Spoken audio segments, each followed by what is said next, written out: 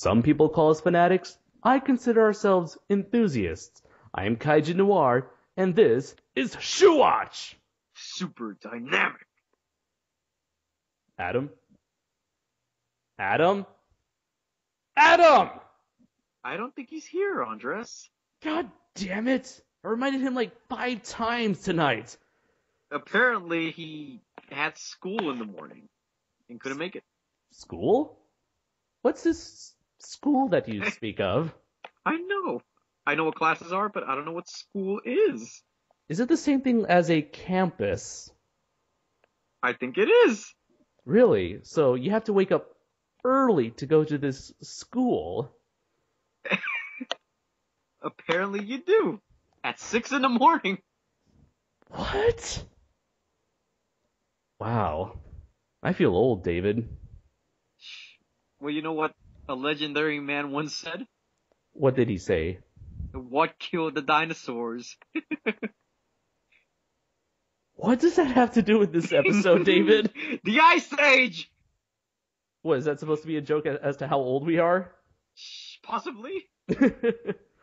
Oh, ha ha, it's like, we're so old that we're starting to make Ice Age jokes.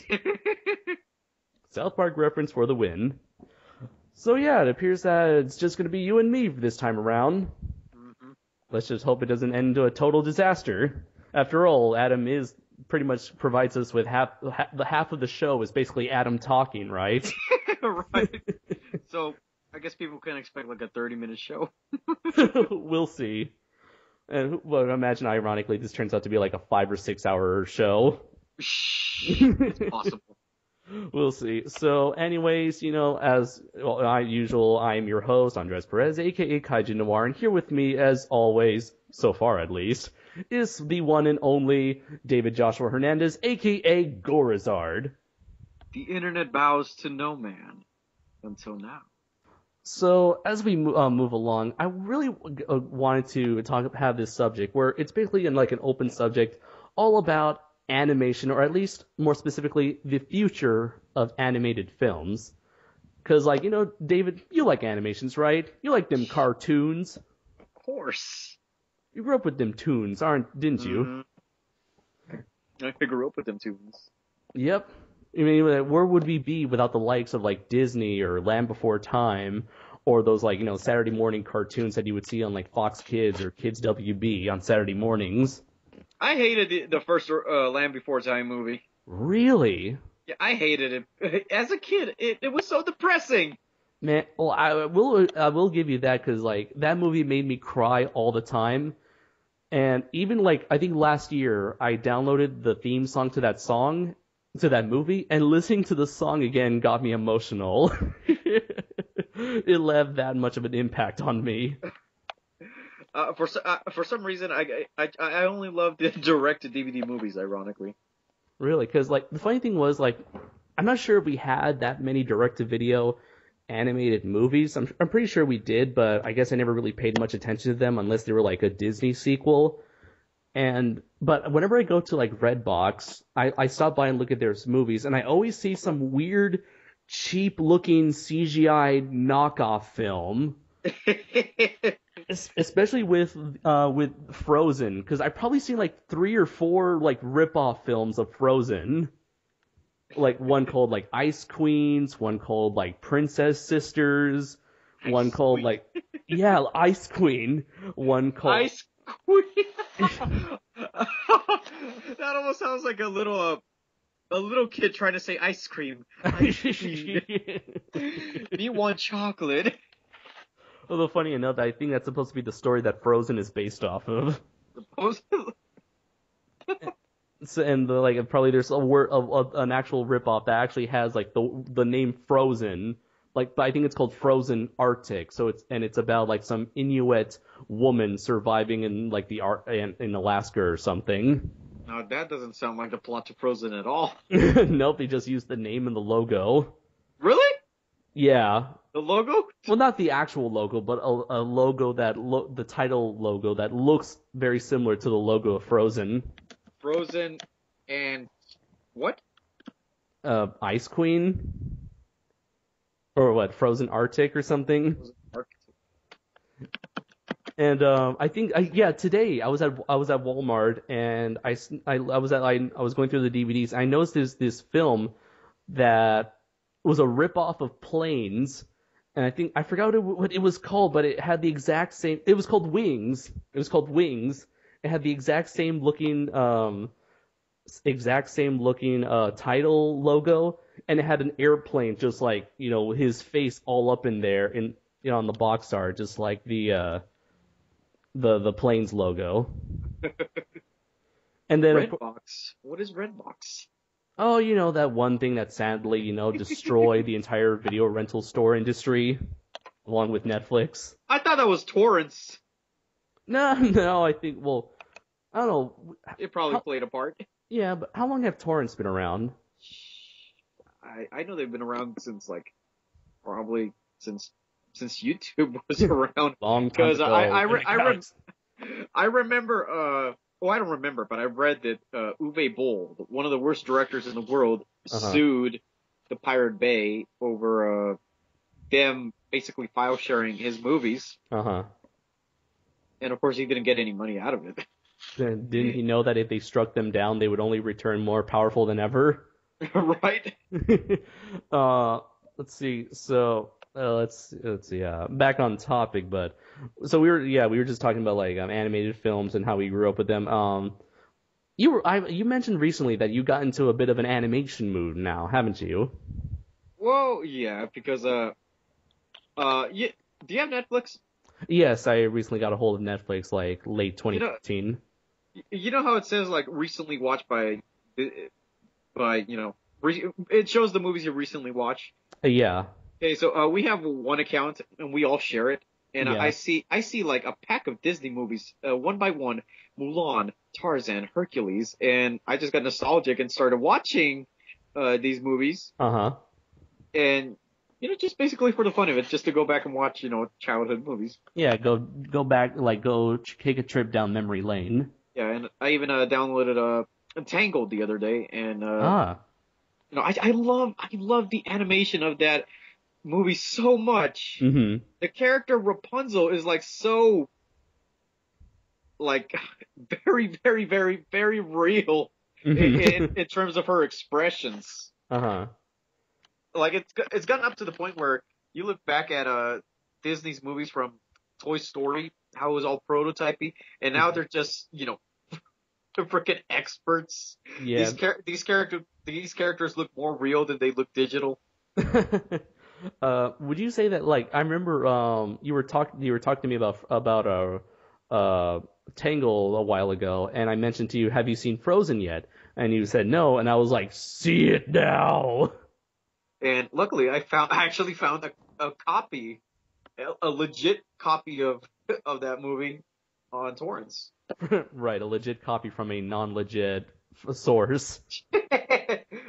And would you say that Frozen was in the same vein as Tangled? In terms of or animation? In both terms, story, style, art style, musical, that sort of stuff. Yeah, I would say it in the same style. But I think I love I love the animation on Tangled more because I feel like there's more expressions, especially in the character Rapunzel. Mm-hmm. I'm not saying that the characters in Frozen don't have any expressions at all. They do. Mm-hmm. There's these little moments where I forgot the names of the characters, but the two sisters where they show a lot of expressions through their eyes. And Rapunzel, she just uses her whole face for expression. Yeah, I would agree with that. Yeah, 'cause I've only seen Tangled once. I keep wanting to call it Rapunzel. I've seen it once, maybe a year or two ago. But yeah, I remember seeing that movie again. Really brought back a lot of memories of the classic, the Disney Renaissance from the late '80s up to the mid '90s. And a lot of people have been saying that this new string of films, such as the Princess and the Frog, Tangled and Frozen, kind of they're saying that it's the new Disney Renaissance of the 2000s. These CG created films? Yeah, only because like these are movies that feature a lot of heart. They kind of go back to the whole princess and musicals approach. Adapting fairy tales. Some kind of the stuff that like the Little Mermaid and Lion King and Aladdin would do. I'm surprised that they haven't decided to remake their Renaissance films in CG, since we live in the age of remakes, reboots, and sequels.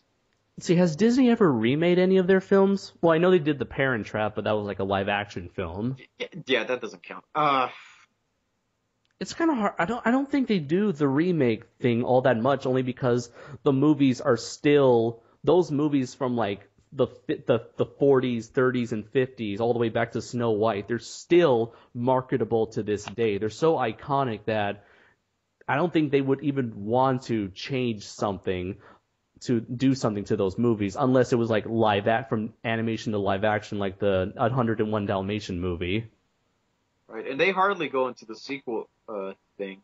I mean, the only sequels that come to my mind are the Toy Story films. Yeah, but that's Pixar, which we will get to eventually.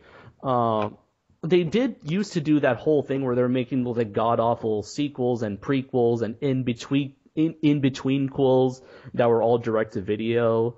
But they really stopped doing that like a while ago, and I think it's probably because like all those movies, they were like traditional 2D cel animated or digital like 2D animated films.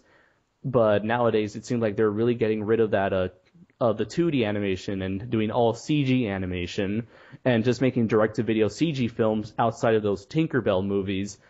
It's just like too much work for them, I guess, for them to invest money in. Right. Since we're on the subject of animated films, I want to talk about one that I've seen very recently, and I thought it was terrible. Really? A friend of mine on YouTube. He told me to watch it so I can understand it when I watch his review of that movie. Because I take it that he's very fond of that film. I really hope it's not the movie I'm thinking of right now. And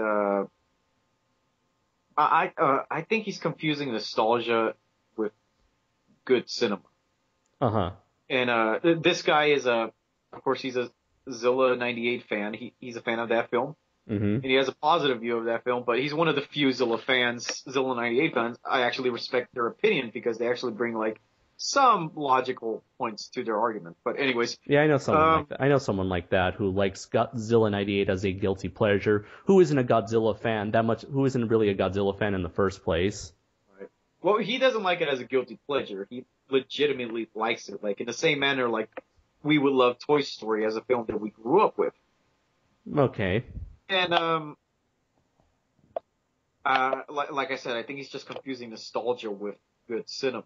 And that's usually the common mistake with people when they call a film like, let's say, hypothetically speaking, Stallone's version of Judge Dredd. They would call it a good movie. Legitimately a good movie. Not a movie that's so bad it's good, just a good movie. Because they're nostalgic of that film, because they grew up with it. Now, why does that remind me of a certain someone? A certain someone who isn't here at the moment. I don't know. Continue on. Okay, well, anyways, he directed me to this animated film from it's not an animated film, it's like a mixed live action, mixed animated, from the early 90s, I believe, and it starred one of today's most well-known actors, and you got a question. I think I know what movie this is. And it's directed, but I think a very controversial director. I think he's controversial because he directed one movie that I'm amazed even got funding for. An animated film I'm surprised got funding. Oh my god, I know what this is. Okay, and the movie was called Cool World. Yes, Cool World, directed by the ever so lovable Ralph Bakshi. The most controversial animator in recent decades, the man who attempted to bring animation to an adult market, or a more mature market. Yeah, when I saw this movie, I should have known that this was the same director who directed Felix the Cat. And, Wait, was it Felix the Cat or? yeah, it was no, not Felix the Cat. Not Felix the Cat. Not that. That was the lovable. No, that's the classic one character who's like one of the oldest cartoon characters. No, Fletch, no, darn it, why am I blanking on his name? I'm gonna Google his name right now. Yeah, not Felix the Cat. Felix the Cat was actually lovable. Yeah, let's see, Ralph Bakshi, Fritz the Cat. Fritz the Cat, there we go. Fritz the Cat, the first ever X-rated animated film. I actually saw parts of that movie on YouTube of all places, and I'm like, what the fuck am I looking at? Apparently, there's literally cats fucking cats with tits, and oh my god, I had to stop after like 3 parts because you know how like on YouTube you have to back then you had to split your movies into parts. Right. And so I got into like part 2 or 3 and I just stopped. I'm pretty sure several of those parts were removed by YouTube. No, they were there. That's what Really? made me stop. It wasn't true. That's what even shocked me more. I was like, YouTube allowed this to be on the internet? And I'm surprised that this came from the guy who directed the Lord of the Rings movie, the animated. Yeah. Well, the funny thing was, 2 years ago, I heard about Ralph Bakshi through the Nostalgia Critics comparison between the new Lord of the Rings movie with the animated Lord of the Rings movie. And I was very curious, like when I read about his work and his contributions to the animation industry, and I actually saw several of his films on YouTube, including Felix the Cat. The other 2 I saw were Fritz the Cat. Fritz the Cat. Sorry. The name of a beloved character. I'm sorry, Felix. Fritz the Cat, Heavy Traffic, Hey Good Looking, and I think there was another movie I saw. Cool World. Let's see, was there another one? I saw parts of the sequel. I've seen the. There's a film he made called Coonskin, which is in the same style as Cool World. Oh, I saw that one too. That featured every single African American was weirdly characterized in. It was like I felt so uncomfortable throughout the entire film. But I was like, well. You felt it was even racist to watch that movie. I'm not sure if it was racist really, because Ralph Bakshi didn't really seem like a racist person. It seemed like he wanted to. He was trying to make a movie about black people in a cartoon, so he made everything all exaggerated and whatnot, because all of his characters are exaggerated in all of his movies. Right. Also, I find it so weird that he made all the black people into crows in Fritz the Cat. Well, I don't think I ever got into that part, because I just stopped after that was actually 30 minutes. Because they actually brought up a pretty cool character who was a crow, but yeah, go ahead. We talked about this from Cool World. Yes, please tell us share with us your experience with this strange creation of his. Well, okay, this friend of mine, he recommended me to watch this film. He had good things to say about it, so I kind of had. Not high hopes, but more like high expectations. Especially a film starring Brad Pitt. Yeah, what was the movie that made him famous? The Mexican. No, pre whatever film Brad Pitt. Yeah, pre Brad Pitt. Anyways, pre Pitt. This movie was like so. What the like? There's movies out there that make you cry, laugh, and there's movies that make you say, what? And this is one of those films, because I did not understand the whole premise of the movie. I did not understand what was going on. I just basically didn't understand it at all. Like, so you have a guy who murdered his girlfriend after he found she was cheating on him. He was a cartoonist. He ends up getting sucked into his cartoon world. Wait, really? He murdered his girlfriend? Is that why he was in jail? I believe so, yeah. Wow, they did not explain that in the movie at all. Maybe there's a single line of I forgot I'm blanking on that word now. Exposition. Yeah, that's right. Exposition when you talk to that one girl at the store. Maybe. Maybe. I mean, I wonder why he was in jail. His cartoons were that offensive that they put him in jail. Only in America. America, yeah. Yeah, he gets sucked. Yeah? The one thing I did like about Cool World is basically the music, the industrial music. Yeah. I mean, parts of it, a majority of it is silly, but there's some that's actually, it's not that bad. Yeah, there was definitely potential with the style and the tone and everything. I mean, I felt more like they were trying to like rip off Who Framed Roger Rabbit. I think so, yeah. I remember I think it was Roger Ebert's review of Cool World, he brought the fact that when he went to the press screening of Cool World, the person who was playing the film said, if you guys like Roger Rabbit, you're gonna love this. So it seemed very apparent of what the movie was trying to do. Right. Well, it seems like, what was the director's name? Bakshi? Ralph Bakshi. I think I've heard it pronounced Bakshi as well, but I say Bakshi. I'm just gonna call him Ralph. Okay. Ralph. I feel like what Ralph saw in Who Framed Roger Rabbit is that it worked with a wide audience. I guess his idea was that what if he takes that concept but aims it at an adult audience? Right, that definitely makes sense. That does sound like what he would think of, considering that's what he was trying to do throughout his career since the 70s.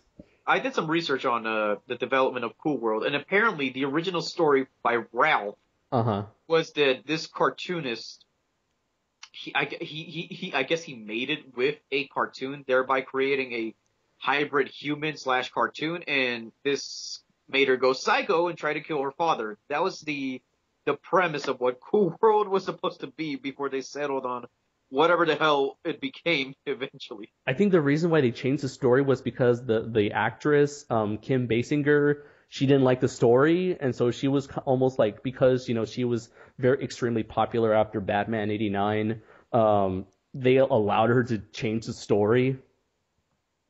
Kim Basinger, Vicky Vale, yeah. She came into the Batcave. People were upset of that, and now she's comes in and ruins this potentially intriguing horror story with cartoons. Yeah, it was supposed to be a horror film, but yeah, I wonder what made her think that this was any better than with the original concept. You still have humans having sex with cartoons and causing the world to blow up out of sheer insanity because of it.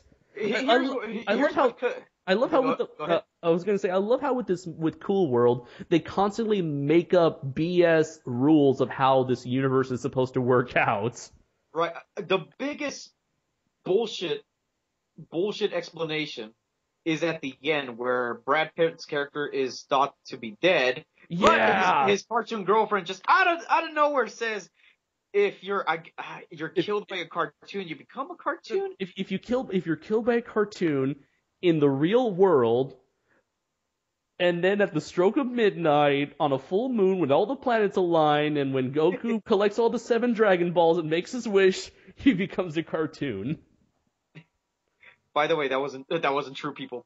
No, half of that was true. Yeah, apparently if you get killed in the real world by a cartoon, you become a cartoon in Cool World, which makes it question, why didn't he do that in the first place? Oh yeah, because there was the whole subplot where he couldn't have sex with his cartoon girlfriend because he's a real person, and there's a big rule where you shouldn't do that, otherwise the world will collapse. That still doesn't explain why.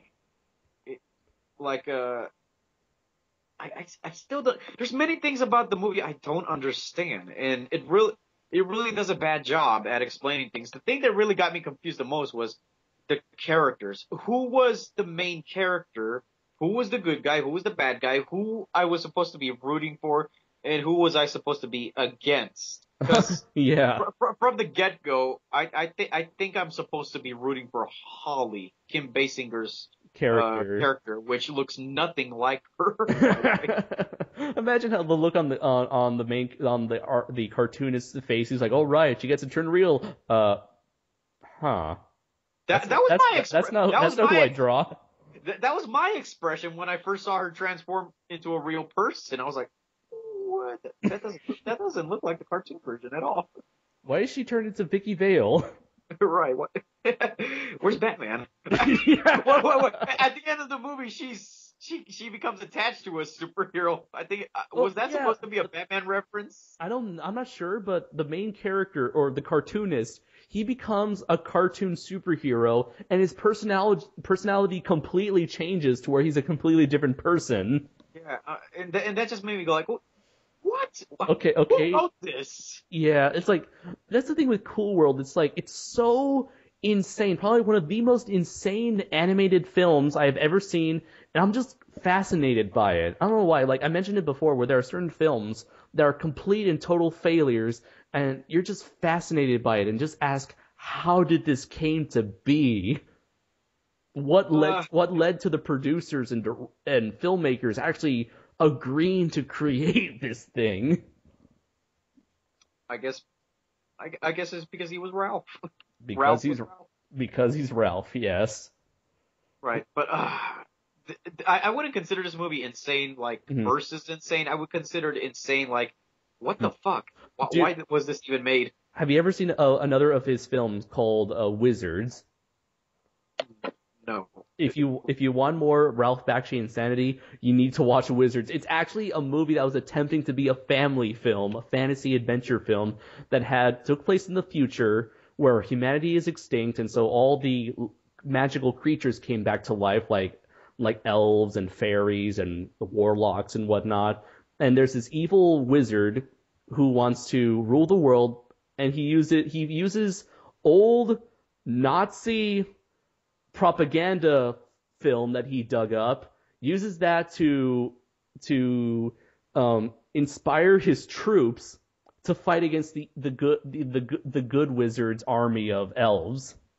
I am looking at the pictures, and this is like some trippy balls looking shit. The poster looks like Nazi propaganda almost. With the red robot. Is that a robot? That's supposed to be a robot. It kind of looks like it looks like someone tried to draw Bender from Futurama, but they got drunk and created that. The fuck? Wow, I'm amazed that this Ralph Bakshi had a career. Well, there wasn't really a market for adult-oriented films. I mean, I know in Japan there's a whole market for that, but in terms of American animation, he really had the market cornered, really. And I think this was back in the days where you can have theaters that would have maybe 3 or 4 films that were, let's say they had films that weren't really for the whole family. They had very those kind of exploitation films. Maybe he took advantage of that, maybe. And so, let's see. I don't really think there really has been a mature-rated, an R-rated animated film in forever, really. Can you think of anything like that? Not on Western culture, but Japan has a shit ton of them. I mean, yeah. I mean, take a look at the recent show from last year, Attack on Titan. But yeah, it was last year. I was thinking, isn't it this year? It was last year. Yeah. Speaking of animation, why don't we talk about Attack on Titan? Okay, sure, yeah. So this was the show where we were supposed to tell Adam, hey, if you like Evangelion, you'll love Attack on Titan. Right. I just finished the series today. I've just been binge watching it the entire weekend. I just want to know, how far are you right now? I am still where I left off.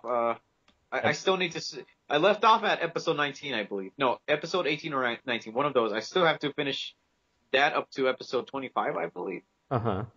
Well, I guess we can't really talk much about it because it's a relatively new series. It's a very new series that we shouldn't give away any spoilers about.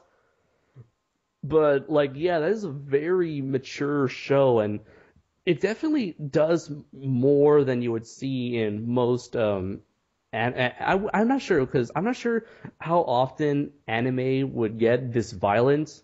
I mean, I know this was shown on Japanese television, and quite frankly, I don't watch a lot of current anime, so I don't know if this is more violent or its average. Its level of content is pretty average compared to what else is seen in Japan. I think it's pretty average. It seems more like a PG-13 type of thing, because technically, you'd never see the Titans eat people. I mean, it's implied. Sometimes, they look. The camera would cut away. Yeah, the camera would cut away, and it's basically all sound effects. Like there's a shot where one of the soldiers shoots himself in the head, and it just cuts away. Yeah, but the fact that they do that sort of thing is really, you would never see that in an American show. Yeah, the context of it, is like very, very dark and like very adult.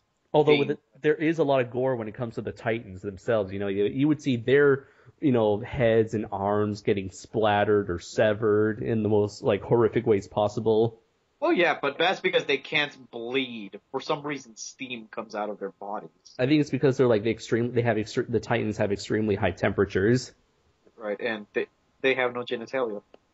Right, because they don't reproduce.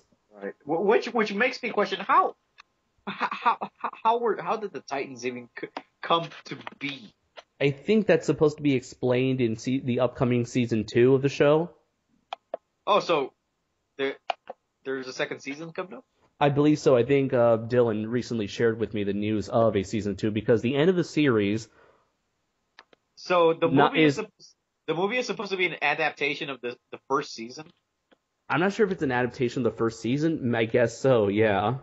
I mean, obviously, if you are going to make a movie on Attack on Titan, mm-hmm. Then I guess you would have to sum up the first season. Well, the scene with the boulder.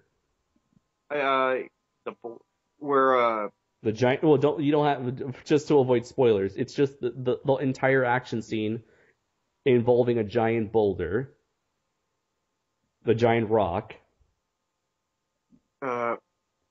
Where. Yeah, the only not story, the only part of the series that involves a giant boulder. I have a feeling that they might end it right there if they made a movie that's like a strict adaptation. Possibly, but I think the way they're gonna go about it is probably like they're gonna tell like their own story. I mean, they're not gonna adapt the anime or the manga page by page or scene by scene, but they bring their own stuff using the same premise. Uh-huh. Kind of like how Evangelion 2.2 did. Yeah. They went in a different direction, but they told the same story, but in a different way. Mm-hmm. Speaking of Evangelion, after the show, I really want to talk about my experience, Adam and I's experience with a 3.0 with you. Apparently, you guys watched it on Skype. Yeah, we watched it on Skype. We just watched it together. Let's see. So yeah, Japan, they do a lot of stuff. They do a lot of. It appears they did. Yeah, exactly. It seems like when it comes to animation in Japan, they see animation as something that can be applied to many different demographics. Whereas in America, animation is usually seen as a children's form of media. Right. And I guess you had, the Disney films that kind of capitalized on that. And I guess, would you say that's Disney's the reason why we see animation as a kid's thing? I don't think it's because of that. I think it's because that's just a Western culture, I believe. Yeah, but I'm just wondering how did it came to be that way in Western culture?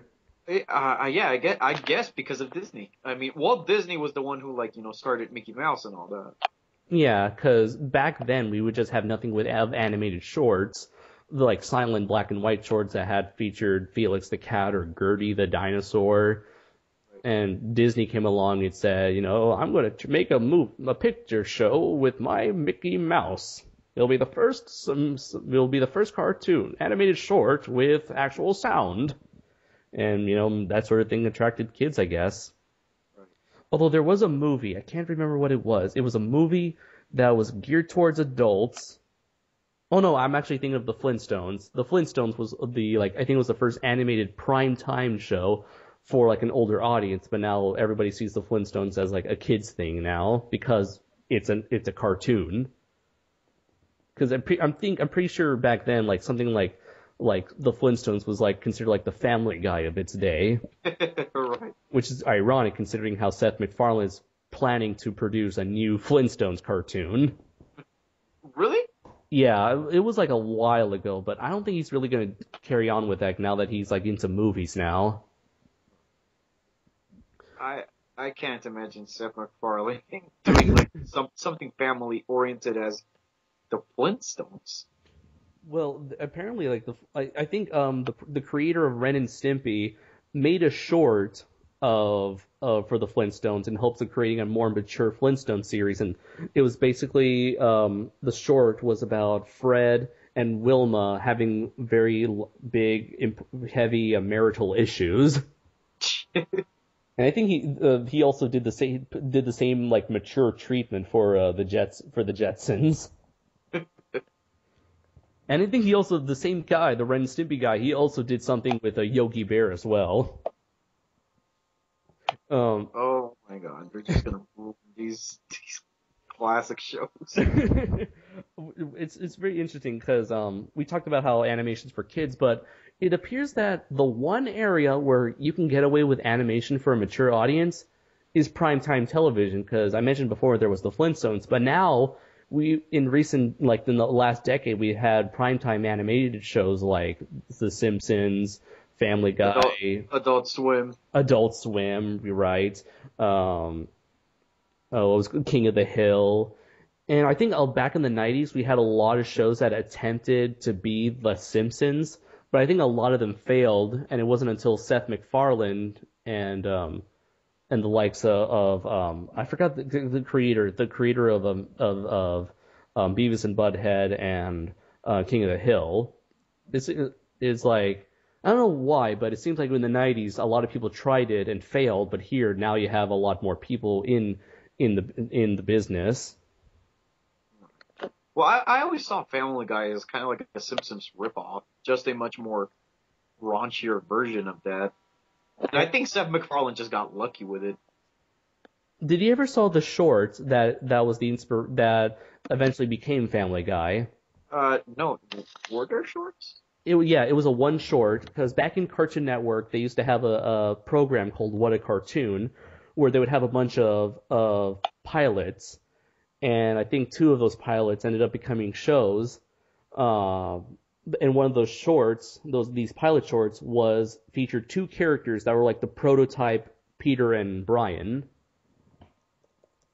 I need to see these shorts. I'm gonna look at it right now. I'm gonna look for it right now. Here we go, Larry and Steve. Larry and Steve. Yeah, I forgot which one was which, but I'm gonna send it to you right now. It's it's the exact same voice of Brian and Peter, where it's about not Brian being in the pound. He's going to be euthanized, and the only person that can understand him happens to be Larry, but Larry's an idiot. Because he's Peter. So I just want to ask you, why, in your opinion, why do you think that more mature more mature animation happens to exist in primetime as opposed to in film? I think it's the same way as you would see, like, primetime, not primetime comedies, but just sitcoms. Like, a sitcom is funny on TV, but I doubt it can be funny on, like, the big screen. So, like, there's a formula in Hollywood on how you handle comedies in movies and how you handle them on TV. It works on one certain demographic, it works a different way on another demographic. Uh-huh. Like, if they made let's say they made a compilation of episodes of Always Sunny in Philadelphia as a movie and put it in theaters, I don't think it would be as funny as it would be on TV. Because they were written for TV, so that's why they're funny. They're TV funny. Uh-huh. So it appears like there's an audience that on television that you cannot attract in film, basically. Right. Because with film, it's a general audience. With TV, it's much more. With TV, you have to find your audience. cartoons. Just wondering, have you seen any, are there any primetime animated shows like on Adult Swim or Fox that you used to see or are currently seeing? I used to watch The Simpsons all the time, and I still watch them every now and then. And I'm a huge fan of Adult Swim. Go ahead. I was just wondering, have you seen the new show on Adult Swim, Rick and Morty? Sounds familiar. I haven't seen cable TV at all for like 2 years, I think. After I discovered torrents, my life changed. Well, luckily, I think Adult Swim, they always put the newest episode of Rick and Morty on their YouTube channel for about a week until the next episode arrives, at which point they take out that episode and replace it with the newest episode. Oh, I remember you guys were talking about this. This is supposed to be like the Back to the Future thing. Yeah, it's basically Back to the Future, but like on crack. Where you have like Rick, he's a scientist, he's an alcoholic, he's the grandfather of Morty, who is basically, Marty McFly basically, and he's this young kid who's like, I think in high school or junior high school, he's constantly traumatized because his grandpa Rick is always taking him on these interdimensional, life-threatening, sci-fi, horrific trips. So it's basically like Doctor Who meets Back to the Future, but on crack. Pretty much, yeah. Morty, gotta come with me, Morty. We got to go to this we gotta go to this new information. You'll go to this new dimension, Morty. Oh, jeez, Rick, why do we have to go? Shut up, Morty. You're becoming a pain in my ass, Morty. You have to go with me now, Morty. You gotta help me now. I haven't seen any of their newer shows. I've kind of been stuck with the more older shows like the Boondocks, Aqua Teen, or Venture Brothers. Oh my God, I love Venture Brothers so much. Like that's probably like the highest quality show I think Adult Swim has on there, because a lot of their stuff, especially in the early days where you had shows like 12-Ounce Mouse, you're like, what the fuck are they on? And it's like pretty rare where you have like a show like Venture Brothers that seemed to have like, it didn't really, it seems to me like a lot of the programming on Adult Swim kind of caters towards like the stoner crowd, really. Yes. You've seen commercials for like the Tim and Eric show? I don't think so. But you're right about the whole like aimed at a stoner audience. Yeah, because my friends are potheads basically, and one day I showed them I showed them some Adult Swim shows like Aqua Teen, Metalocalypse, and the Boondocks, and they laughed at every single thing, and I realized this is some stoner shit. This was intended for stoners. Like, whoa, there's some talking foods, talking to some aliens, bro. It really speaks to me. It speaks to the mind and soul, bro. They actually couldn't handle Aqua Teen because they thought it was too random. That was them being high. I just really like Aqua Teen, mostly because of Shake. Yeah, I like it because of Shake, mainly because I like it for Carl. Shake is like number 2. Carl is my number 2. Carl's my number 1. Get out my freaking pool! That's one of the characters where I got the inspiration to use the word "hey."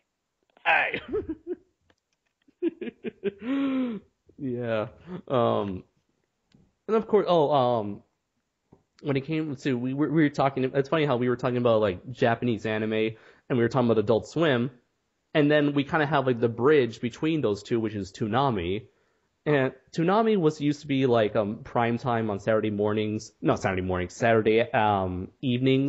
on Adult Swim. Like I think it was like Saturday or Friday, but then I think there came to be a point where Toonami was actually on Warner Brothers or like the WB channel on weekdays, which is kind of weird. But yeah, it was like Toonami was this big thing that introduced like an entire generation to anime. You had the likes of Dragon Ball Z, Gundam, Yu Yu Hakusho, Sailor Moon, I believe. I think Pokemon? No, that was WB.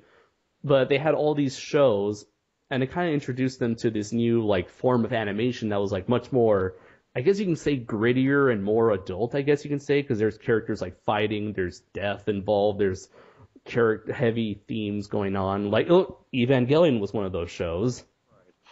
And now we have Toonami back, but they're still catering towards those fans who grew up with it in the 90s, and now it's on Adult Swim, featuring those same similar shows.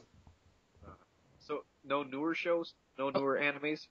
Oh, it is all new shows. I mean, the oldest show they still have is Cowboy Bebop, only because it's kind of like a tradition to have rerun those same 26 episodes for the last, 15 years. I mean, that ought to tell you something about a show like Cowboy Bebop, where it's so short, yet it's so mega popular that they still run it on, what do you call it? On syndication for that long. But yeah, everything is new. They have like Bleach, Full Metal Alchemist. They had Symbiotic Titan, I think, but after they showed all the episodes, I think they took it off. They had the new Thundercats on it. I think they took that out. They used to have Casher and Sins and Dead Man Wonderland, but then those two shows ended their run. Like, they showed all the episodes and they replaced them. They show Soul Eater. Soul Eater is one of those animes that a lot of people are into right now. I've only seen one episode. But I love Soul Eater. I saw it through and through for 2 weeks, and I had to torrent it. And until I finished the whole anime, that I realized that I find out at the last minute that it was on Netflix the whole time. I'm like, wow. But it's a good thing that I watched it. That I downloaded to my PS3, because my internet lags sometimes, and sometimes I'm kicked out of Netflix. So I would have hated to. The show gets so good eventually. And you get really invested in the characters because they're so funny. It's basically a comedy. It's basically a comedy, and that's what makes it so fun to watch, because the characters are so, funny in that anime style. They're so over the top. I'll definitely give it a watch if I ever get the time. The first 3-4 episodes, I believe, they're introduction episodes to the main characters. It doesn't start off on the main canon story just yet. They're mainly just introductions. The episode that I saw featured the introduction of the son of Death. Yeah, Death the Kid. I think that's my favorite character out of the whole anime. Where is that episode in the whole series? Was that one of the first ones? Or I think the one that introduced Death the Kid, I think that was episode 3, I believe. Oh, okay, so it was very... Because I know that obviously the pilot will introduce the main characters, which is Soul and Maka, and the second episode, I know the second episode introduces their best friends, Black Star and his teammate. I forgot her name, but yeah, Death the Kid is probably number 3. I think if they ever do make an English dub of Attack on Titan, I really feel like that is really Adult Swim Toonami material. Because Dead Man... Most likely they are going to launch it on Toonami, because wasn't the English dub to Attack on Titan supposed to air on January? I'm not sure. I haven't kept up with the news. I remember an English dub was already planned, and they had a release date already set for 2014, and that's when I said, "Oh, fuck that! I'm not gonna wait that long," because it was around summer last year, Pacific Rim time, when I got into Attack on Titan, and I was like, "I'm not gonna wait that long to watch this show that's already being raved," so I just started watching the Japanese versions. Half a year later, and English dub. I mean, they started on episode 1, basically, if they already launched the English dub. The funny thing was that Dylan was telling I think he's almost done with the show. I think he is done with the show by now, because he said he was gonna power through those episodes like I did today. He mentioned that the show would definitely benefit from an English dub, because all these characters are supposedly European with European names, and he always laughed at how the Japanese would pronounce these European names. Like Eren Jaeger. Jaeger. Are they really? I always thought they were German. Well, European, German, the same thing, right? They mentioned. Well, technically, that's like saying that That's like saying that an American and a Mexican are the same because they're from the West. Well, but then here's the thing. Let's see. Mexicans, they're native to this place. Americans, depending on what race you're talking about by Americans, they have like a whole lineage from elsewhere. But wait. If they're European, then how come parts of their cities are named after Japanese people? Like there's like Shiganashina. I can't pronounce that. Shiganashina. There's that whole episode, the first 3 episodes called "The Fall of Shiganashina." Well, they did mention that Shiganshina. They did mention that Aaron's not sister character Mikasa, which I always love to pronounce. I always feel the need to pronounce it as Mikasa. It is Mikasa. Now, if to steal a joke from Dylan, if only she had a sister named Tsukasa. Oh, you dirty Mikasa. My house. Our house in the middle of this. I don't know why I busted out that song, but anyways, they mentioned that she's like one of the very few, as they say in the show, Orientals in the entire human population. And they're saying that it's very rare. They are very rare. Although it's hard to explain what race they are or what type of people they are. Well, they specifically mentioned that her sister, that Mikasa is half Asian, and that they are very rare. So she's like I guess she's the only Asian, but it's hard to tell if she's Asian because she looks just like everyone else because of the art style. Right. The reason why I thought they were German is because of the opening theme song of the first 12 episodes. Like, the orchestra starts saying something in German, I believe. And the main character's last name is Jaeger, which is German for hunter, according to Pacific Rim. Pacific Rim, yeah. Yeah. How funny, like, you have Kaiju and Jaeger, Japanese term and a German term. Japanese, German, World War II? Coincidence? I think not. Well, let's see. So we pretty much covered animation and television, how there's like a difference in different audiences between like the different programs. Well, before we move on, you heard that they're making an Attack on Titan live action movie, right? Oh yeah, and I saw that Subaru commercial. Yeah, did you know who's going to be directing it? Yep, Shinji Higuchi. Yeah, the special effects director of the Gamera trilogy. And your favorite film, Gahara. Wait, really? He was the special effects director for that film? Yeah. Really? Obviously, you'd never watched my review of that film. Well, if it's any consolation, I don't watch any of your guys' videos anymore. I used to watch Bill's, but after he just like started going from ranting for 10 to 15 minutes up to an hour, up to 2 hours, I was like, done.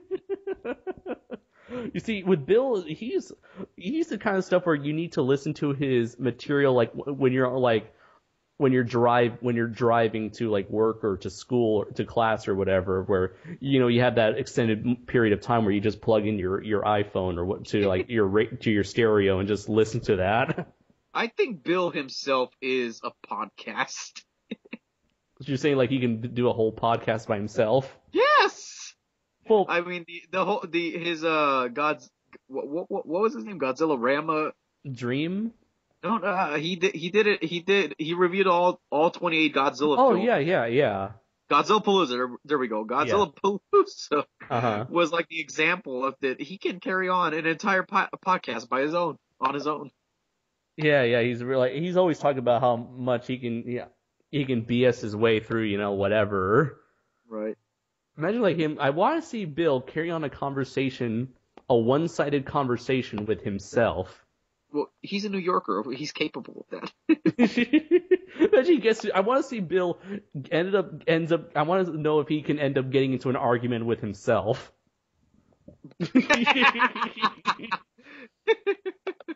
Hey, fuck you, you piece of shit. You don't got the balls to mess with me. How is it with every episode we end up doing some what? Would he really say that to himself? Knowing Bill at this point, I probably think he would be. Anyway, we were talking about the Attack on Titan movie. Right. You saw that live action car. Yeah. Subaru, confidence in the motion. I am confident now that an Attack on Titan movie can be possible. I thought it was impossible because Japan, they're not really into like effects driven films because they think it's too expensive. Really? Yeah, Ryuhei Kitamura, the director of Final Wars, he stated that the reason why he independently produced Versus, his debut feature film, was because a lot of producers in Japan told him that Japan doesn't produce action movies or high budget films like that he wants to make because they're too expensive to make. I guess the Ultraman films and Kamen Rider films are like the exceptions. Well, I guess they're cheap. They're cheaper to make because it's all green screen, I guess. Yeah. Reused costumes and green screen, I guess. Well, they don't use the best CG either. I mean, have you seen the CG for the Kamen Rider shows? The funny thing was, whenever I see that kind of CG in like the newer Ultraman or Kamen Rider, I kind of like, it doesn't really bother me because the CG looks very cartoonish.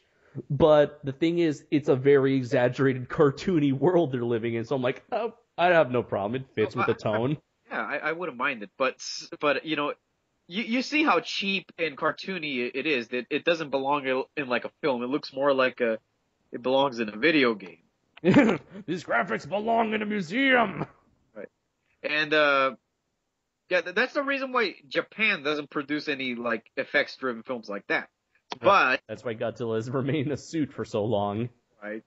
But with Attack on Titan being made by Shinji Higuchi and how really convincing that the Titans on that commercial looked, they actually looked pretty scary. Now, they look CG, but were they CG or were they suits? No, they weren't CG. They were people. They were actual people with makeup. They look like CG, I think. Two of them are real, I think, and the rest are like CG. I know the Colossal Titan. Colossal Titan is a CG. CG. But yeah, they did use like real people for that. Well, I can't wait to see that movie in 2015. Is it 2015 or 16? It said 2015, I think. Wait, was that the same? Is that the same year that Evangelion Final is supposed to come out? Supposedly, yeah. Supposedly. Coming soon, the Evangelion discussion between KaijuNoir, Gorzard, and Adam. When is it coming out? Well, whenever the last movie's going to come out. So let's see, anything else on Attack on Titan before we kind of move on with his animation subject? Nah. Okay, so I wanted to talk about another thing about animation is that it seemed like for many years there were always a lot of companies that would produce animated films, but it seemed like ever since the 90s, really the only companies that would dominate the market was Disney, but every once in a while you would have, let's say, the Ice Age movies where they would, like, hey, here's this other company with an animated film with like one animated franchise, and then eventually you had DreamWorks and Pixar. They come into the mix and they revolutionized the whole market with CG animated films. And so now we have like Warner Brothers with the Lego Movie, or Universal with the Despicable Me movies, Fox with, well, I think the Ice Age pretty much run the Ice Age franchise into the ground, but they came out with this weird movie that came out in last month called The Nut Job. Have you seen the commercials for that movie? Not really. Actually, no. It's about. I've seen the banners, but I haven't seen anything from that movie at all. I've only seen the commercials and a couple reviews, and it was so funny. It's like I think that movie was in development since 2012, and you could tell it's 2012 because there's a Gangnam Style reference in that movie. Well, I mean, when you make culturally accepted references, I wouldn't say they're timeless, but I would say like, yeah, you're probably right. Yeah, well, it's a 2013 movie with a reference to like 2012. It's a 2014 movie with a reference to 2012. So you were like, oh, that reference is so 2012. Yeah, oh my god, it's so 2012. Everyone knows that the hit Psy song is Gentleman. So yeah, we started seeing these companies come out with more animated films, but it's kind of weird. With the 90s, you had a lot of movies with it seemed like everyone was trying to compete with Disney, whether it was like Anastasia or The Iron Giant or Cats Don't Dance, but they never really seemed to catch on with audiences. Right. Yeah, so it's kind of funny how like Disney was the one that like ended up on top, and Disney wouldn't have any competition until DreamWorks came along. Right. Well, for the longest time, even up to now, Disney has been like a brand name. Mm-hmm, Like, yeah. so sometimes like the film that they're trying to like promote doesn't need to like, sell, their characters or their animation or their story. They just need like the brand Disney attached to the movie, and they're bound to make a profit. Well, that was the case up until like the early 2000s, where movies like Treasure Planet and Atlantis: The Lost Empire and that one that everyone hates, Home on the Range, I think those were the movies that they didn't perform well at all. I think they almost killed the anime for a while. Those movies were the reasons why. What was the name of the person? The person who was in charge of Disney at the time. He decided like no more 2D animated films. It's like all CG, just like Pixar and DreamWorks. Well, it's been effective by far. But I think they did a good job with The Princess and the Frog. Oh yeah, I mean, just wondering, do you prefer the old style of animation, the traditional style of animation, or CG animation? I do kind of miss the old animation style, but I've gotten used to the CG animation style, and I probably prefer it even more because it's amazing what they can do with CG animation now. Like I said, like they kind of like really upgraded themselves now, looking at films like Tangled and Frozen, and looking back to like the prototype films like Toy Story. Mm-hmm. Oh, don't forget Wreck-It Ralph. And Wreck-It Ralph. Have you seen Wreck-It Ralph? Of course. Oh, okay. I was like, we haven't mentioned him in this yet in this entire show. Yeah, right. I guess I could prefer the CG films more than the old style. I mean, it's not like I don't love the old styles. I miss it, but now I prefer the CG one. Mm-hmm. Probably it's because maybe it's kind of like I have like my inner old man who doesn't like change, but I kind of personally like, I don't understand this new thing, fandom animation or whatever it's called. I kind of prefer, maybe it's just me, like the old traditionalist in me, because I grew up with 2D animation. I prefer that sort of animation only because in both television and film, we have a lack of traditional animated films. Traditional 2D animation, where you would have a show every once in a while that has traditional animations like Young Justice or Adventure Time, but then a lot of the time those shows would get canceled, and you would see new shows that are either CG animated, like the Green Lantern animated series, Beware the Batman, or you would have Transformers Prime. Or you would have Flash animation. It seems like we've had a growing presence of Flash animation on television. Really? Yeah. If you look at if you try to look at any like show for kids, very rarely would you find a traditionally animated show. Probably like on Cartoon Network, the only thing that has traditional animation is SpongeBob and Fairly Odd Parents. I'm surprised those two shows have gone on as long as they have. Speaking of which, didn't they announce that SpongeBob was going to get pulled off the air? I haven't heard about that, although I think those were just rumors. Because if they are, then wow, SpongeBob SquarePants had a really, really good run. Right, that was like a 1 in a million chance. Like many animated shows wish they can last that long. Right. Well, I guess SpongeBob SquarePants will become that thing that thing on cartoon History? cartoon television history where, one would say, I want my SpongeBob SquarePants. Yeah. It's kind of weird how, we grew up with SpongeBob. Well, I'm assuming you've had your share of SpongeBob growing up. Of course. I grew up with SpongeBob. Cool. I still love SpongeBob. Yeah, my favorite episode will always be the Graveyard Shift. I don't. It's been a while since I've seen SpongeBob. Like I said, I stopped watching cable TV because of torrents. But my favorite episodes would be anything where Mr. Krabs or Squidward would be the central focus, because those are my two main favorite characters. Because I love those characters and I can relate to them. Hello, I'm Mr. Krabs and I like money. I'm gonna move on, but I just want to say, SpongeBob has been around since 1999. You and I, we've grown up, and I'm assuming both of us have stopped watching SpongeBob at this point. And there's like a new generation of kids who are growing up with SpongeBob the way we did. Right. How weird is that? I mean, that along with Power Rangers and all that stuff.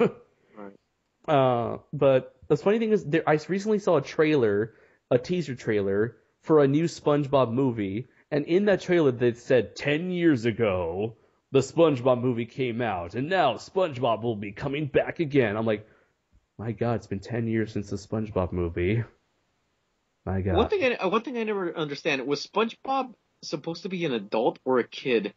That's what a lot of people asked, although I think he's supposed to be an adult because he lives on his own, he has a job, he applies for his driver's license.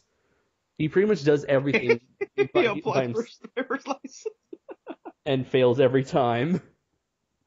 He kind of seems like the kind of person who would be in his like early to mid 20s.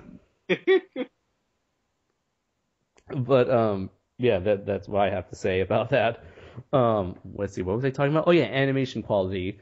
It seems like the one show that would have like a decent amount of traditional animation would be Cartoon Network, only because it seems like they're the ones I feel like Cartoon Network was always that one channel that tried to do the most experimentations when it came to their shows, because I feel like they really create a lot of stuff that you've really never seen anything like them before, be it like Powerpuff Girls or Samurai Jack or Dexter's Laboratory. And newer shows like Adventure Time and Steven Universe. I'm really getting into. I've been an Adventure Time fan for quite a while now, and I'm really digging Steven Universe. What is that? Steven Universe? It's a show where it's kind of like a show where it's kind of like a real world setting, but there just so happens to have this existence of magical creatures and cosmic entities, and you have these three superhero women. They're called gems. And there's this boy named Steven. He's like this young, fat kid. And he's supposed to be like the next warrior. And the three older female warriors are just like, he lives with them and they basically train him and put up with his childish shenanigans. He's like basically put up with his shit. Yeah. And so it's just like kind of like this coming of age story where he learns to mature and learn to use his powers responsibly.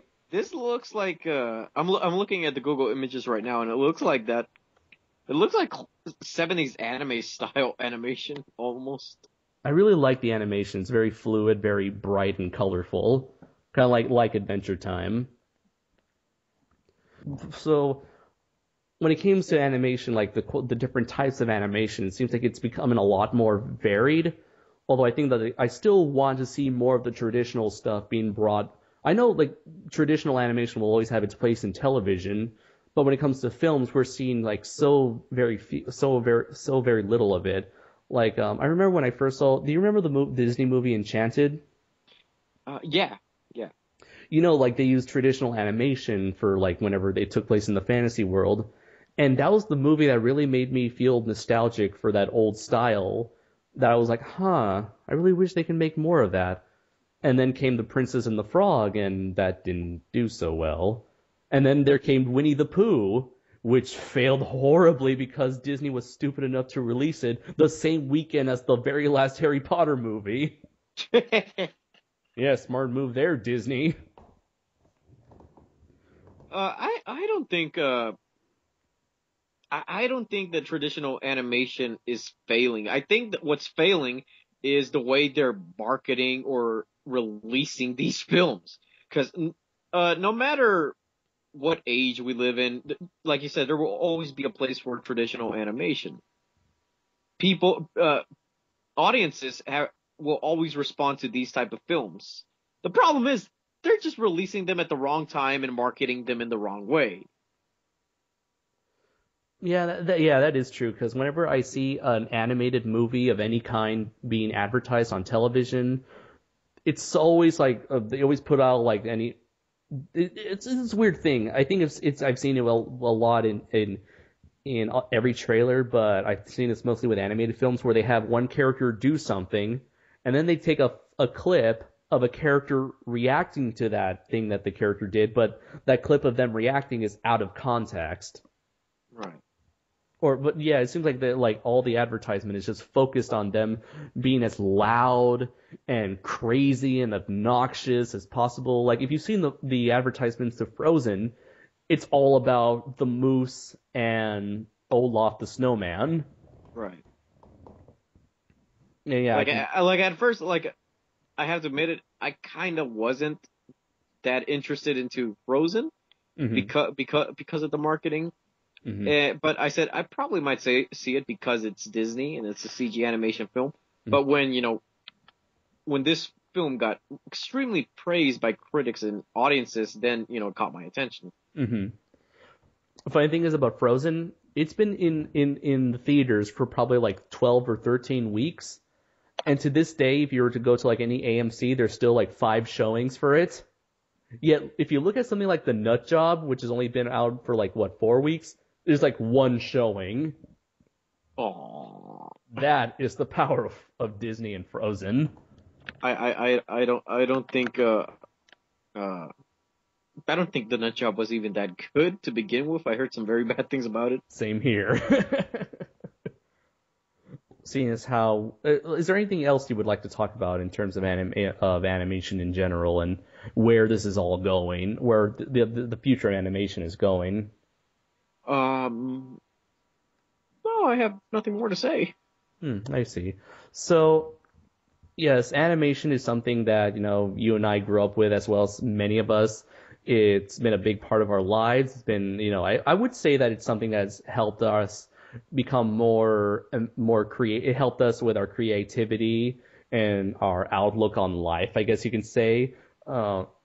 Animation is something that's like, it's a brilliant tool to tell many wonderful stories, and it's taken on so many different forms over the decades, and all I can hope for is that it will still continue to remain to have a good amount of quality as time progresses.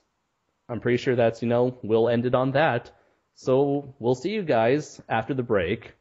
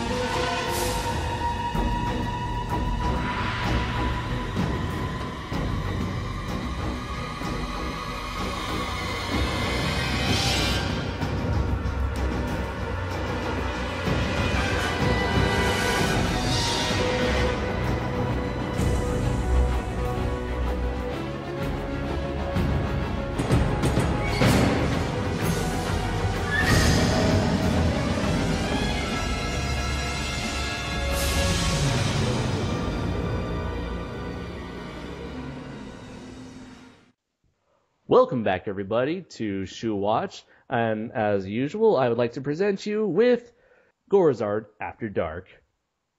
I've always said that I'm going to get a PS4 eventually. Well, I think that may happen next week, I believe. Really? Did you get Did you happen to rob a bank or something, or or get like a very late Christmas bonus? Something similar like that. Okay, you think I filed my tax returns? No, not yet. Oh yeah, that thing's happening soon. Yeah. I haven't done that yet at all. I don't even know how to file taxes. I've done it once. I only got a very small amount of money because I only worked for the summer in the summer of 2012. Was it easy for you to file that shit? I think so, yeah. It was just one sheet of paper that my parents helped me out with, just this certain sheet form that I had to fill out. But for here, I'm pretty sure I'm going to get a much larger tax return because I've been working since last April straight. I've been working since I think September of last year. Just wondering, do they pay the at McDonald's? Is it just the flat $8 an hour? Yeah, so I get paid $8.25. Ah, okay. Because when I was working in 2012, when I was working at Soak City, it was the flat $8 an hour. Even though I feel like the physical work we did in that job warranted so much more than just $8. Right. Luckily for the YMCA, working as a YMCA lifeguard, it's $10.65 an hour, which is it's so much better, a much better pay for less physical work. Lucky bastard. Anyways, okay, so last year around Christmas time, I let one of my employees I lent them basically around $200 to $300 within that range. One of your boys? Not one of my managers. Ah. So she said she was about to file her tax return, something like that, and she would pay me back in the next few days. And on top of that, I'm getting my paycheck for this Friday.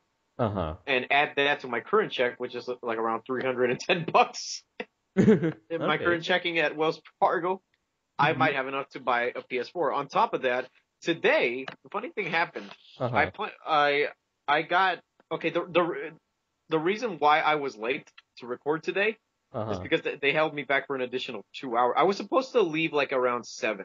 That's why I said that I probably could make it around 8:30. Although I think we should note right now that normally whenever we record these things, it's usually on a Friday, the day before we record for SOS. Yet it is Sunday right now, so technically you're 2 days late. Right. And 2 hours late than what I promised. Right. We started recording this around 9:30, 10 o'clock our time. Yeah. Okay, anyways. So, they hold me back for an additional 2 hours. And the manager who kind of who closes, mm-hmm. she thought that I punched in at 2.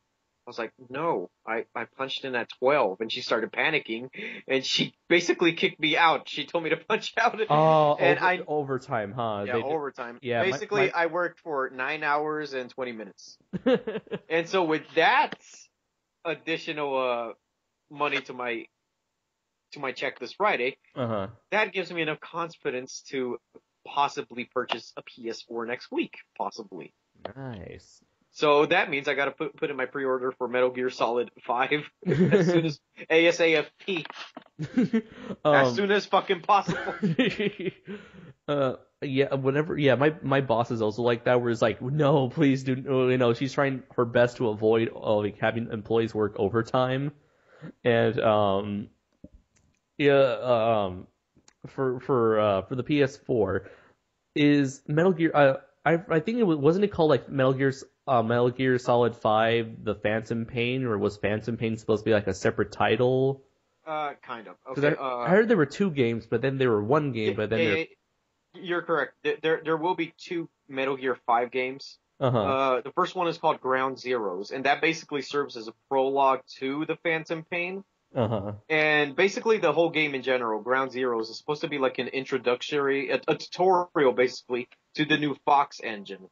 So by the time you buy the Phantom Pain, you wouldn't need a tutorial. You would already just, know how to play it. So would Ground Zeroes be the equivalent of Metal Gear Solid 2's Snake introduction? Yeah, the tank. Yeah, the tanker incident. Basically that. Oh, okay. Yeah. So I'm sure there's going to be a lot of story stuff happening in Ground Zeroes. Some story stuff. Basically, they confirmed that it's a 2-hour gameplay thing with the main missions, but that didn't include the side what they called side ops, the exclusive Deja Vu mission for the PlayStation versions, and so many other things. Deja Vu version? It's an extra mission where you play as the pixelization of Snake from Metal Gear Solid, the PS1 version. Oh, nice. That reminds me of in Metal Gear Solid 4 where you're just playing like the intro stage to Metal Gear Solid 1. Oh yeah. That was where it goes from a pixelated Snake back to the HD old Snake. Or I love how like if you remember with the in MGS4 how there's that mask that can make you look like different people and you can make him look like PS1 Snake. Yeah. He doesn't even have like the full bandana. It's just like this blue strip around his forehead. That was awesome. It doesn't even match the rest of the body. No, it doesn't. It's just the pixel face with this high-tech HD suit. Yeah, but so Ground Zeroes is supposed to be a tutorial to the Phantom Pain, and the Phantom Pain is the main game. Mm-hmm. And according to Hideo Kojima, together they make up Metal Gear Solid 5. I wonder if it's possible where if they're going to do something where if you purchase Phantom Pains new, you get a DLC code to download Zero Grounds. What? Because you know that thing with Arkham City, right? Where if you bought the game new, you got to have a code to download Catwoman for free. Oh yeah. Oh yeah. Yeah, I'm wondering if they're gonna do or with like something like PlayStation All Stars Battle Royale, where if you buy the game new, you get to have a code so you can play online without having to pay. Oh, what? That's a ripoff. Yeah, so like if I were to like let you or someone else borrow my copy of PlayStation All Stars, you couldn't play online without paying a fee. Oh, that sucks. Yeah. I recently read this article where this writer, I forgot his name, but he's saying that the idea of separating the games from the prologue and the main game Phantom Pain, mm-hmm. releasing them separately is kind of a ripoff, because he thinks that you're paying like money for a demo. Which is really besides the point, because Ground Zeroes is not a demo. A demo is like, 10, like basically like a time trial, almost. Or like one level, like one level that like cuts off right as soon as you get to like the boss. Yeah, and that's really not the case with Ground Zeroes, because you actually like play the whole prologue. Even though it's like 2 hours, you still get to play the whole prologue. Mm-hmm. I really hope they don't go anywhere like beyond like $10, $15 maybe. Right now they have it targeted for $30 for. Oh my god! For the PS3 and the Xbox 360, but $40 for the PS4 and the Xbox One. I'm sorry, but that is just a ripoff for like 2 hours of content. It's not that bad. I mean, it would be a ripoff if it was the standard $64 fee thing. I mean, let's see. Let's say this was like the tanker mission from Metal Gear Solid 2. Would I pay $30 or $40 just for that scene? I don't know, man. I mean, I really love that playing as Snake through that mission and sneaking around on that boat and having that fight with Olga, but I don't think I would pay that much for that small section of a game, especially when you can use that $30 or $40 to purchase a full portable game for your Nintendo 3DS. Well, or you can use that to play a PlayStation Network game for that much money, or buy a used game for that much money. I just feel like that's simply too much for a section of a game. Well, apparently, Ground Zeroes offers more than just that. It offers the side missions, the deja vu mission, and the ability to explore the world, the open world of Metal Gear Solid. It's still small in comparison to the Phantom Pain, which Hideo Kojima said is way bigger than Ground Zeroes. Huh. So there's other stuff besides the campaign then for Ground Zeroes. Yeah, there's other stuff to offer. Huh. Okay. That's kind of if they're offering more bang for your buck, like I guess if they're going to be offering that much more stuff, then okay, I guess I'm sort of into it. But if you think about it, you're basically spending $100 for Metal Gear Solid 5 in total. Yeah, basically. But it's offering more than what Sons of Liberty's tanker incident did, which was basically just the main story, the main story of the tanker incident, the main campaign. I see. At least it's way better than what Capcom has been doing, where they have like on disc DLC, or they're constantly it's basically on disc DLC where they're having you pay for DLC, but it's really just a key to unlock stuff that's already on your disc. Oh, that sucks. Well, Capcom has always been, raping fans from the beginning. Or they're just like re-releasing the fifth incarnation of Street Fighter 4. Or from what I heard, Capcom is in such dire condition, in such a dire state right now, is that they don't even have enough money to make Ultra Street Fighter 4 for the PS4 and Xbox One. Much less for the PS4 or the. Oh wait, you said yeah. I just said. Like they don't have enough, much less make a new game altogether. Because I remember we were talking about the new Devil May Cry before recording, and I remember the thing I wanted to tell you was that they wanted to. Well, the thing is, all their games recently have not been selling very well, like Resident Evil 6, Devil May Cry, Street Fighter X Tekken. But the majority of these games have been outsourcing. They have other companies make the games for them, what was it, Team Ninja? Or no, Ninja Theory? And so they're blaming these companies for why these games aren't selling so well. Nah, don't blame them. Capcom is to blame. That's what they're doing. It's all like, oh, it's the outsourcing, we spend money on, it's these people, they failed to make us millions of dollars. And now we can't even make another version of Street Fighter 4.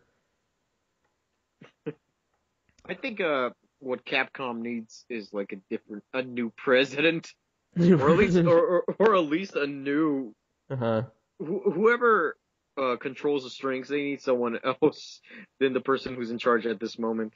Yeah, I still don't think they did a good job or the correct decision of selling the movie rights to Devil May Cry to Screen Gems, the same studio who produced the god-awful Resident Evil movies. Really? Yeah. Huh. Supposedly, the Devil May Cry movie is in development, and the writer for the Kane and Lynch movie is attached to write it, and they're supposedly going to base the film on the new Devil May Cry, and it will be an origin story for Dante. But it will look like the classic Dante than the new Dante. What's weird is that I keep hearing news about all these new upcoming video game movies, and yet we never really see them come to fruition. Of all the video game movies that have been announced over the last 5 years, probably the only ones I've seen were Resident Evil and the upcoming Need for Speed movie. Believe it or not, I have a little bit of faith in Need for Speed, and here's why. Because the film stars Aaron Paul. And I would think that an actor like him probably would spend his time on a script that's worthwhile.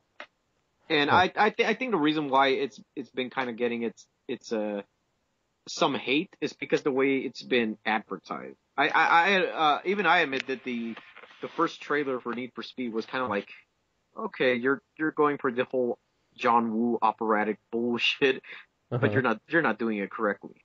Mm-hmm. I just do want to say that I have never played a Need for Speed game. Normally, when it comes to racing games, Mario Kart has always been there for me. Right. I never cared for a Need for Speed or any racing games for that matter. All I cared was for Mario Kart. Right. If I don't get to throw turtle shells at my opponent, then no, thank you. Do your games come with large bullet bills being fired at you as you use your mushrooms to make your car go faster? Racing games are basically like video game renditions of the Fast and the Furious movies, minus the whole heist subplot. Although I have played Burnout. I love Burnout Paradise. Mostly because I love seeing cars smash and crash in slow motion. Plus, with Burnout Paradise, they had these legendary car DLC where you get to play as non-copyright versions of the DeLorean from Back to the Future, Kid from Knight Rider, the Ecto-1 from Ghostbusters, and the General from Dukes of Hazzard. Damn. Yeah. I wonder how they got the license for all those. Oh, they didn't. These are like the avoid copyright versions. Like, as long as we don't make it look exactly like it, we'll be safe. So you have like the Ghostbusters car, except like the it doesn't have everything on it, and you don't have the logo, or it's a DeLorean, but like they changed the techno stuff on the back trunk. You know, that sort of stuff. Right. Anyways, what were we talking about? Video game movies. I don't know. We were talking about your PS4. And yeah. I was going to get it. And then we went to Metal Gear Solid, then something else. Yeah, this pretty much became a video game conversation. Right. Them video games. Video games. Anyways, let's see. Where would you like to take this conversation? I don't know.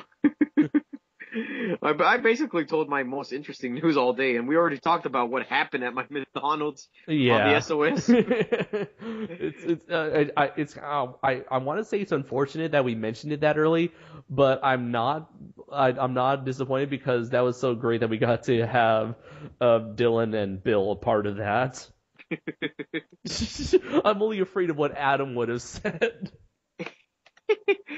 I mean, well, to be honest, I'm not sure if this is true or not. I don't think we have any,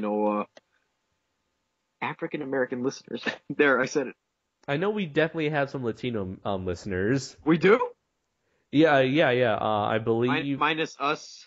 Yes, minus us. I believe Jose Garcia listens to us. I mean, judging by his name alone.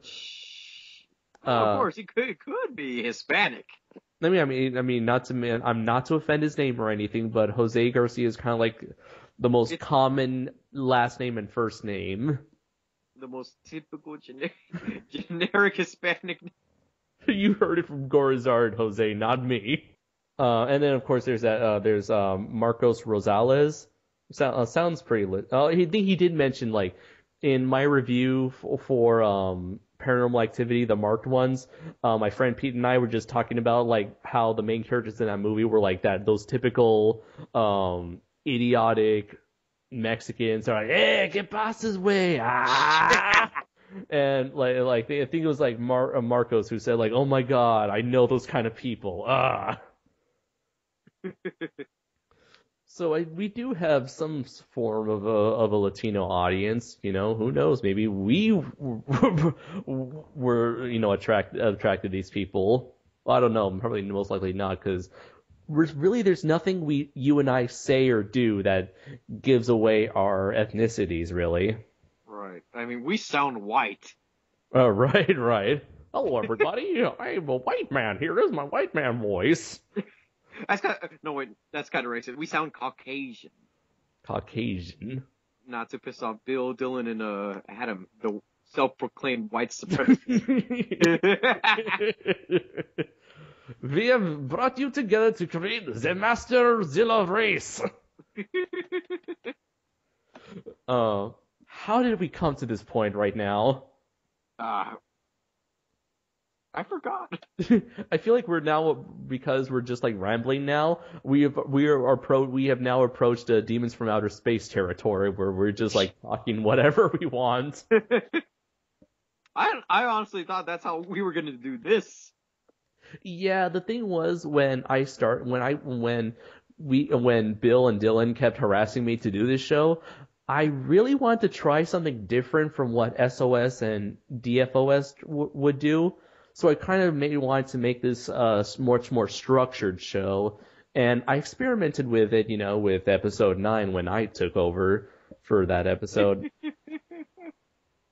And so I kind of established this format just so that we're able to talk about things that we don't normally would have the chance to talk about in SOS, if you know what I'm saying. As long as Bill's not around. Oh yeah, because then he would derail the whole situation, talking about Liam Neeson's you-know-what, talking about making Liam Neeson's cock. Yes, Liam Neeson's cock, and making a bunch of sex and bathroom jokes. A lot of we end up doing a lot of Bill bashing on this show, don't we? That's gonna be our new gag. Yep. For the Spill crew, they had Leon bashing. For us, we have Bill bashing.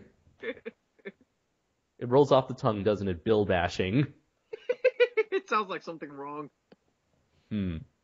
It's only wrong if you make it wrong. In Bill's case, he will make it wrong. Oh dear. Remember what he showed us last night? His tattoo? No, he never showed us his tattoo. Oh yeah.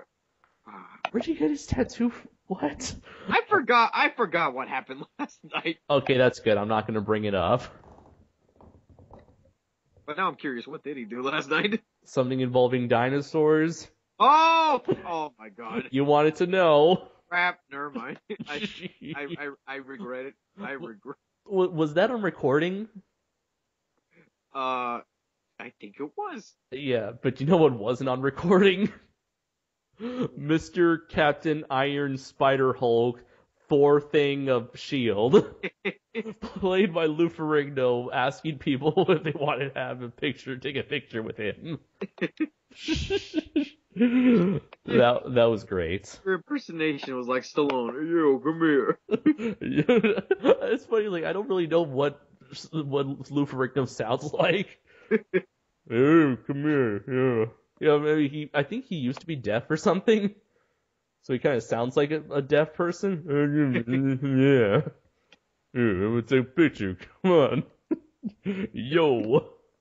Are you Sylvester Stallone? Yeah. Yeah, I'm Sylvester Stallone. I was the Hulk. I didn't know Sylvester was the Hulk. Well, I am now. Well, he is now. I mean, I am now. It's so funny, like with Lou Ferrigno. If you don't mind me taking the time to talk about him. Yeah, like I saw him at Comic-Con one year, and I just happened to pass by his booth, and I noticed like it was like there was a sign that said like $40 for a picture, $40 for autograph, and I just took my phone, quickly took like a picture of him, and then kept like I was like fast walking away. Because I was afraid, like, someone like Lou Ferrigno probably chased me down. Wow. Give me two pictures, $40. I'm like, no! Ah! Iron Man, where are you? Where are you? I can't believe he actually does that. Well, there are plenty of people I guess, I'm assuming that they take advantage of their former fame and glory to go through, the convention circuit. Just capitalizing on what, fame they had in the past. And, it's just have, like, some cameo role on some other thing, and they get that cameo based on, again, taking advantage of their former glory. It's kind of sad to see that, but, yeah, what you gonna do? Why do I get the funny feeling that Bill's gonna do something like that if he ever goes to G-Fest? He's gonna have his own booth. He's like, if we get our own booth for an SOS panel, he'll probably say $40 for a fucking autograph or a picture. You know how we make more money? $40 to punch Bill in the face. Well, he's a tall dude. I doubt anyone will probably reach him. For $40, you can try. You can try to fight Bill. Try if you can jump and reach him. I wonder if Bill listens to this. I doubt he does. No, he probably doesn't like all our structure and stuff. You know, he's like, they're not talking about sex or shit. You know, not my style, not my taste. I don't agree with your methods. Well, there's no truth to that art, as he famously proclaimed against Ultraman. What? Yeah, like he made up this phrase called "There's no truth to this art," and I was trying to explain what Ultraman was to him. He's like, "There's no truth to this art." I was like, "How could there be no truth to this art? It's the exact same art from Godzilla." There's no truth to this art. It's made by Eiji Tsuburaya. There's no truth to this art. If Ultraman is not a robot, then there's no truth to it. He's an alien. How is there no truth? There could be an Ultraman out there. There's no truth to that art. It could be Will Smith. Ultraman Fresh. I still love that. Was there any development yet of that movie, of that Ultraman movie? I doubt that's ever going to happen, because that came from the mouth of Sampote. I don't know his name. It's some Thai producer who currently holds the license to some of the early Showa Ultraman shows. Right, Ultraman, Ultra 7, Ultra Q. Yeah, he's the one who commissioned those to Shout Factory. Right. And basically, he's been making false promises for the longest time. Like he promised that an original Thai Ultraman show, which never happened. I mean, they gotten as far as making a trailer. That's it.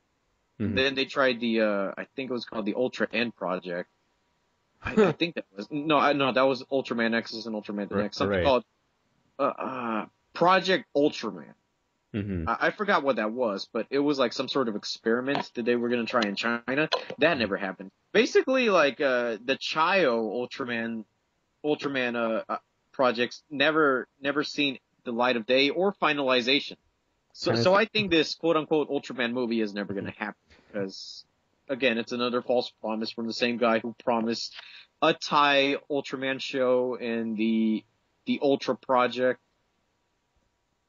And a lot of things that just, went unfulfilled. He pretty much sounds like an SOS member. He sounds like Bill. You know what? I bet you if anyone approached Will Smith about the Ultraman project, you know what his reaction would have been? What? Ah, hell nah. But imagine Will Smith as Ultraman. I mean, I've already made the joke before, but imagine, he just punches Bolton in the face and goes like, "Welcome to Earth." Now, that's what I call an Ultra encounter. Oh my God! Why Will Smith? Well, that's their target, but they're like, what's the most famous person we can have that everyone knows? I got it. Will Smith. But he's a man in black, not a man in red. Oh. I wonder if he would look good as a man in orange. Oh my God. Oh. See, what would be like probably be like the worst choice for an Ultraman if they were to pick like a generic, like, famous Hollywood star? Johnny Depp. I was gonna say like Michael Cera or something. Well, I wouldn't say he's like a big name that would be popular like in multiple countries.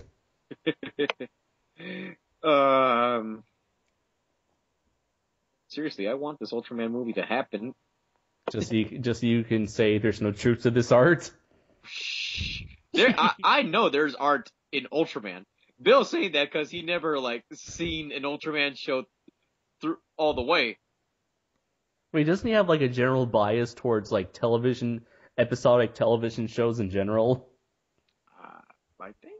I don't know. I'm not sure. Maybe he was I think he was just complaining about Agents of S.H.I.E.L.D., where he's he doesn't like the format of the whole TV show format of it. Whereas next week you have to learn what the rest of this weird stuff is supposed to mean. I don't think Bill has gotten into any tokusatsu shows at all. Nope, other than Power Rangers. Oh yeah, but there's art in that format. Yes, there's art in teenagers with attitude fighting stock footage. Yeah, there's total truth in that. It's so funny, going back and revisiting Power Rangers, because you can as when you're older, you can clearly see what was stock footage and what was not. Yeah, I couldn't tell as a kid. Well, as a kid, you really don't care, and at the same time, you don't know it's stock footage. Exactly.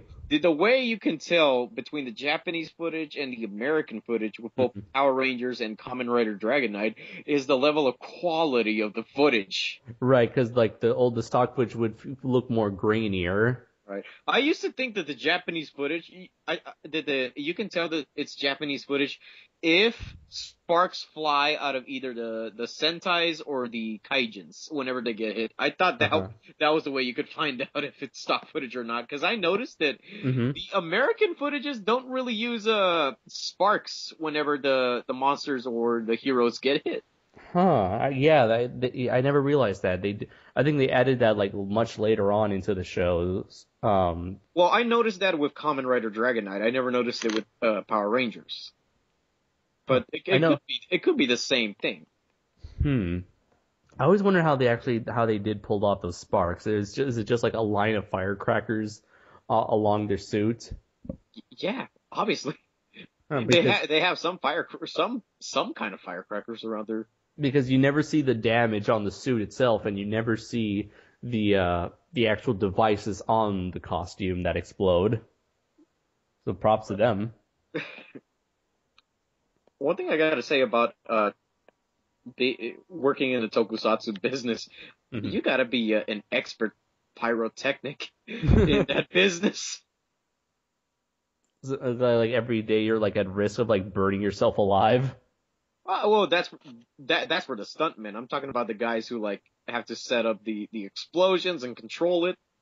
Oh yeah. I wonder if that requires a degree in engineering or something. Possibly. To handle that sort of. I think the directors of the special effects handle it. I think Eiji Tsuburaya was a pyrotechnic.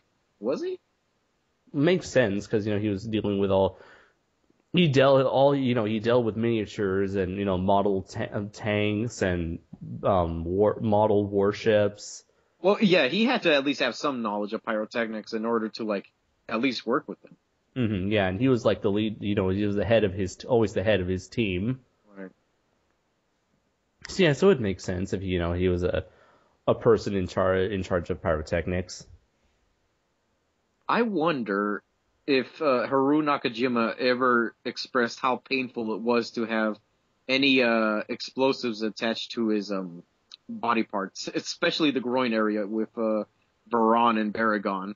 Yeah, I think they mentioned that in I think it was in Godzilla Raids Again, the classic media DVD, where they did explain that with Varan. Oh no, maybe they only talked about how dangerous it was being a suit actor because of explosions in those areas. Or I consider Haru Nakajima like the John Wayne of the kaiju film, because he did it the old-fashioned way, the badass way. Now you got Andy Serkis in a motion capture suit being rendered in CG through computers, and he's doing actual voices and stuff, like he's a real actor. Benedict Cumberbatch is on his belly playing Smog. I can imagine Haru Nakajima just saying in Japanese, well, in my day, I had explosives attached to my balls. They're balls. Balls. One time I actually almost drowned to death. He got electrocuted in the water tank. Whoa. Man, you know what? It's kind of hard to imagine that this person, the Haru Nakajima, is still alive today, you know? I mean, like, considering how much stuff he went through, and yet he's still kicking. I'm amazed that he continued to go with that until 1972. See, how old was he by 1972? I have no idea. I think he was in his 20s when he did Godzilla 54, so he probably might have been around his late 30s, early 40s. Makes sense. I bet you he was the one who was like, after Eiji Tsuburaya died, he's like, there's no truth to this art. the original cynicism of Bill. Yes. Reincarnated into the New Yorker version of Haru Nakajima. Imagine like just going through. He's like, you know, Hedorah was like the last movie he did, right? Uh-huh. It was like no, it was Gigan, I believe. Gigan was the last movie he did. Okay, because like imagine it was like if it was like Hedorah, it was like right after Hedorah. My God, there is no truth to this art. I mean, I don't know what I'm doing now. I heard there's like animation in this movie, and I'm flying for some reason. Just what the fuck?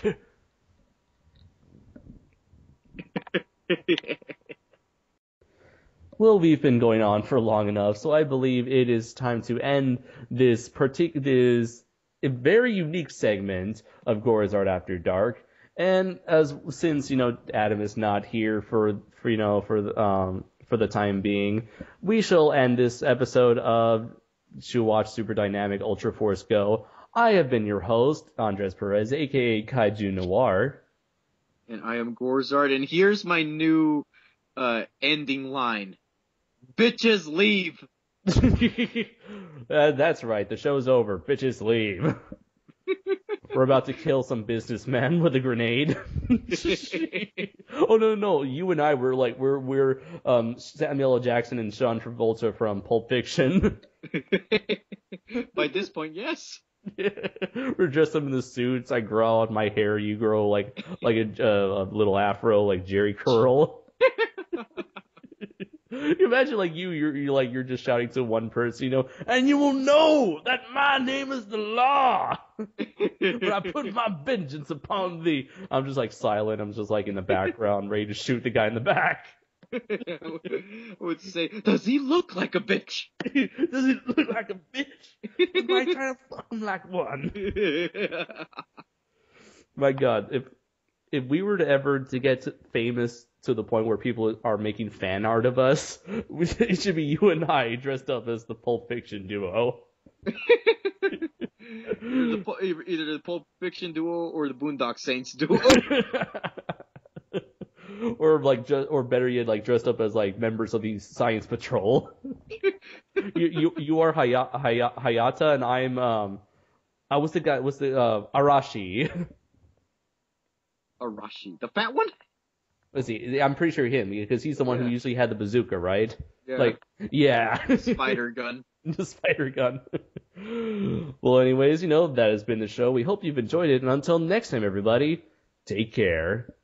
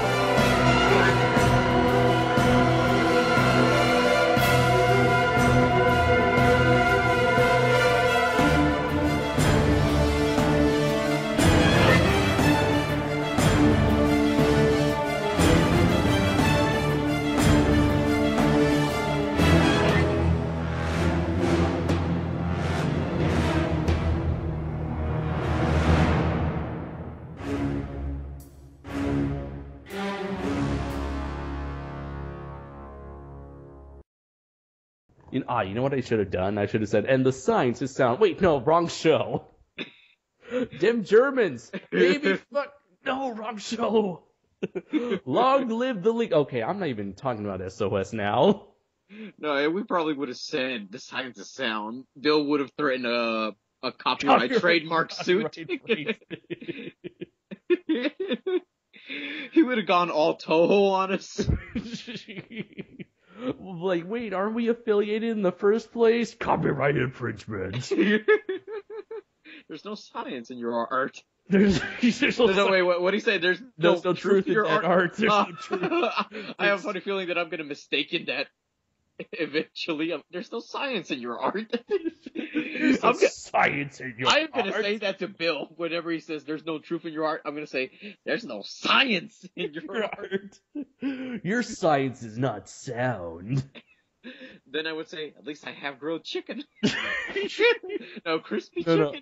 No, it's at least I have chicken. Look for that video right now.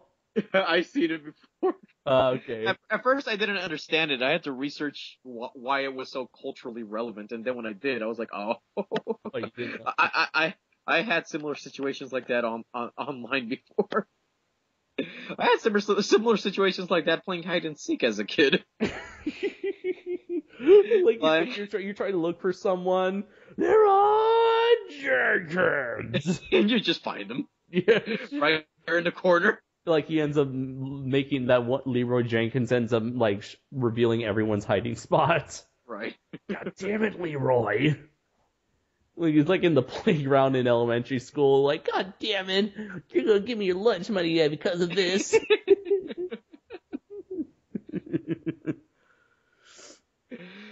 Oh my god, so apparently there was a WWE event here in Vegas. Really? Yeah. Well, I'm not a fan of that anymore. Not after I found out that it was like basically artificial, just purely entertainment. It took you this long to figure that out? No, I mean, I figured it out when I was in middle school. Okay. Of course I know now it's fake. It was like, I bet you were, at that point you were like, there's no truth to this art. Right.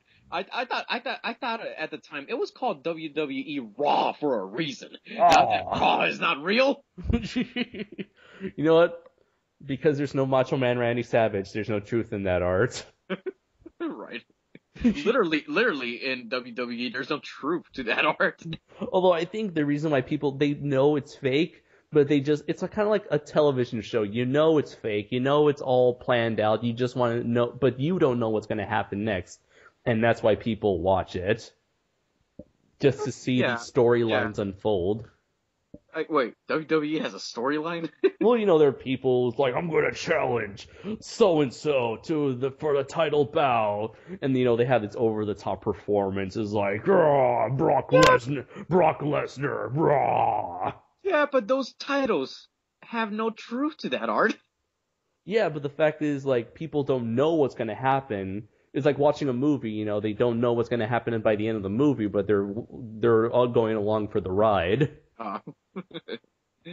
At least that's how I see it. I can understand. I think that's how I understand it, and I think they do. The wrestlers do put each other in actual physical pain to some degree. Yeah. Which is commendable, I guess. I mean, wrestling has never really. Well, for a short time, I was into Mexican mask wrestling. Those luchadors, like the old school classic luchadors like El Santo, Blue Demon, Mil Máscaras, Parca. But eventually, I was kind of like a phase I kind of slowly grew out of. But I always had appreciation for that. But outside of luchadors, Mexican wrestling has never been that big. I was never that big into wrestling, but I've had a lot of friends who are into wrestling, and those like crazy ridiculous storylines they would have, especially with like The Undertaker. But I can definitely see why people would be into that. I can kind of see why. I mean, the thing that got me off it is because of those, as real as those punches were that they delivered to each wrestler, it was staged regardless. Like they staged who is going to win and what's going to happen. It was staged, it was planned, it was pre-written. Mm-hmm. It's like it's just not the same as real life boxing. These guys are actually, they actually got beef. They're actually getting paid for it. They're actually biting each other's ears off. Yeah. Hey man, I'm kind of on your ear. I'm kind of hungry now. I've got to eat my snack before getting to the fight. I'm like Tyson. I'll go rip your asshole inside out. Dude, they need to combine. Oh, they already did combine boxing and wrestling in Rocky 3. The ultimate human versus the ultimate meatball. That was such an awesome scene. I don't remember Rocky 3 as much as I remember Rocky 4. Oh, dude, I love Rocky 3. Yeah, I think Rocky 4. That was also another favorite of mine. That was actually I remember my family, all four of us, my mom, dad, sister, and I. My dad, he came home one day. He had a box set with the 5 Rocky movies, and we just watched them all back to back over the course of 2 nights. And my mom would say that the 4th one was her favorite one. Everyone says the 4th one is their favorite one. Living in America, eye to eye. It was the most dramatic out of all of them. Oh yeah. Although looking back on it now, it's kind of the most out there, yet still strangely, the most heaviest one. Right. I must break you. I must break you. Or the robot. Happy birthday, Polly. I can't believe they actually had shit like that in the 80s. Probably, but what could you do with them? Well, back then, nothing. Now, you could do a little. A little, yeah. Have them walk up the stairs and work half the time. You've seen those videos of Asimo that would just completely fall on its head if it doesn't walk up the stairs correctly. I feel so embarrassed for those people who are in those doing those presentations and their robot that they're talking about just collapses on them. They just have to cut the show right there. Damn it, Asimo. What have I told you about your drinking problems? Does not compute. Nothing wrong with me. We really need to make better robots, I mean, we can make them run, we can make them walk upstairs, that's fine and all, but can they shoot guns? We need to make our Ed 209s here. Oh, speaking of Ed 209, I wanted to talk about RoboCop.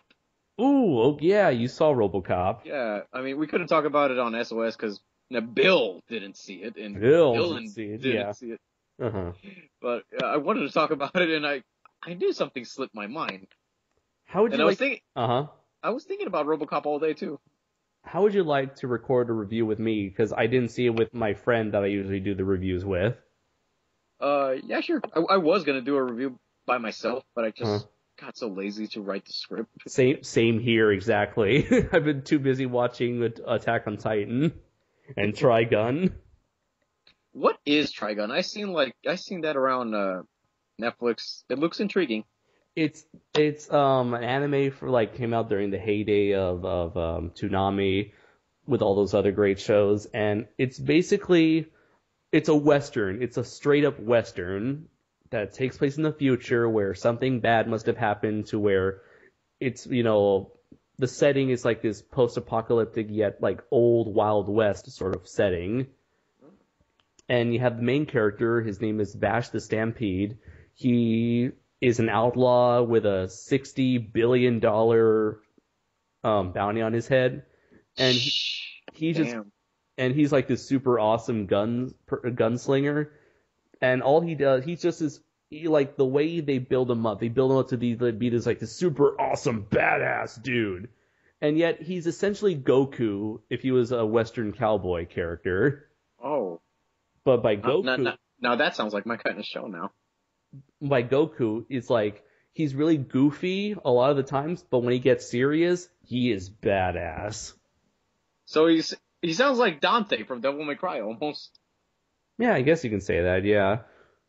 And he's pretty much he's like a drifter. He goes from town to town helping out people, and he's constantly being followed by two girls who work for an insurance agency because they're trying to prevent all the damage that apparently he seems to cause whenever he goes to town. Now this really does sound like Devil May Cry.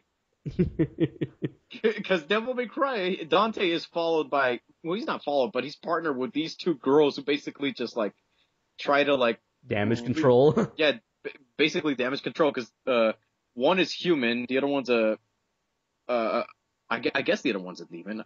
I forgot, but you know, obviously Dante is half human, half demon. Huh.